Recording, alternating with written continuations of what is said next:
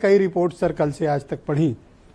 पहले तो मैं ये जानना चाहता हूं कि कल की रैली को लेकर आपने जो दृष्टिकोण रखा कि जयंत को उतना तवज्जो नहीं मिली, वेटेज नहीं मिला, एक तो ये क्या विषय है और चर्चा क्या है, और दूसरा ये अपोजिशन अभी तक उतना एक्टिव हुआ नहीं जितना इनसे अपेक्षा की जा रही थी। मलिक साहब जी, मैं देखिए नहीं, मनीषा जी थैंक यू। अब केपी मलिक साहब बोलेंगे। तो कल की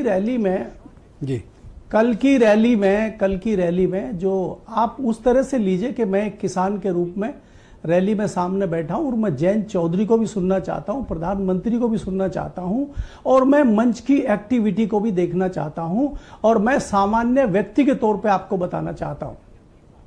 एक व्यक्ति जब सामने बैठा हुआ है, सबसे पहले जिस प्रकार से प्रधानमंत्री जी मंच पे आते हैं, अगर आप बारीकी से देखें, मंच पे प्रधानमंत्री जी आए और आने के बाद में उन्होंने राजभर को टाइम दिया, राजभर से बहुत अच्छे से मिले, जबकि राजभर का एरिया मेरठ नहीं है।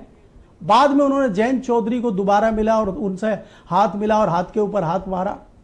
उसके बाद में जब हल और दूसरी माला प्रधानमंत्री जी को पहनाई गई, हल जो है किसने दिया, उनके जो प्रदेश अध्यक्ष, वही पश्चिमी उत्तर प्रदेश के अध्यक्ष है भूपेंद्र चौधरी, वो प्रधानमंत्री जी के बराबर में बैठते हैं, वो हल देते हैं। बाद में वो संजीव बालियान को बुलाते हैं, संजीव बालियान जयंत चौधरी की तरफ से देखते हैं तो वो हल को छूते भर हैं। जबकि यहाँ पे कितनी छोटी छोटी बातों को आप लोग सर नोटिस करते हैं। अरे ये सब तो सामान्य बॉडी लैंग्वेज है, हो गया थोड़ा। किसान करता है, इनका क्षेत्रीय लोग करता है, मैं खुद सामान्य नहीं ब्रजेश जी, मैं ये आम आदमी की भावनाएं बता रहा हूं, ये केपी मलिक की भावनाएं नहीं है, मैं उस क्षेत्र के किसान की भावनाएं बता रहा हूं आपको। मैंने पहले ही कहा ये किसान की भावनाएं हैं। उसके बाद जब आप जयंत चौधरी का भाषण सुनते हैं करीब 10 मिनट का, वो चौधरी चरण सिंह को गुजरात से प्रेरणा दिला रहे हैं। जो किसान था वो सुनना चाहता था कि जो अग्निवीर योजना पे काम जयंत चौधरी पिछले 1 साल से कर रहे हैं, क्या वो उन्होंने कहा कि प्रधानमंत्री जी आज अग्निवीर योजना पे बात करेंगे, प्रधानमंत्री जी हमें थोड़ा आश्वासन गुजरात से अगर प्रेरणा ले ली तो इसमें क्या गलत हो गया? बड़ी समस्या गुजरात से प्रेरणा लेना कोई गलत हो गया? कोई दिक्कत नहीं है, बहुत बढ़िया, इसको छोड़ देते हैं ब्रजेश जी, बहुत बढ़िया, इसको छोड़ देते गुजरात को।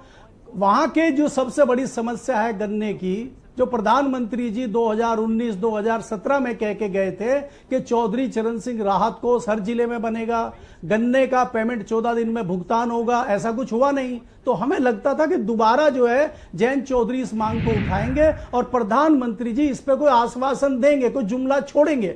करेंगे नहीं करेंगे वो बात की बात है, वो जुमला भी नहीं हुआ। जयंत चौधरी के 10 मिनट के भाषण में कुछ निकला नहीं, जिससे वहां का किसान, वहां का जाट, वहां का वोटर बड़ा उदास, निराश, हताश हुआ। और आप मुझे बताइए ये अपोजिशन क्यों नहीं निकल के सामने आ रहा इनको ललकारने? स्थानीय लोग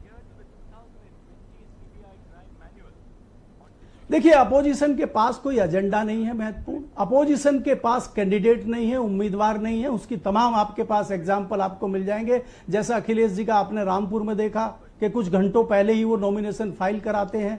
अभी तक कांग्रेस अपने रायबरेली, अभी सपा का मेरठ का टिकट नहीं फाइनल कर चुकी है, वहां अलग बवाल चल रहा है। कैंडिडेट नहीं है। बागपत पे कहा, अरे भाई बागपत पे इनके पास कैंडिडेट नहीं है, तो इनके कैंडिडेट ही नहीं है अभी तक, तो ये क्या लड़ाई लड़ेंगे? रामलीला मैदान का जिक्र यहां पे कुछ प्रवक्ताओं ने किया।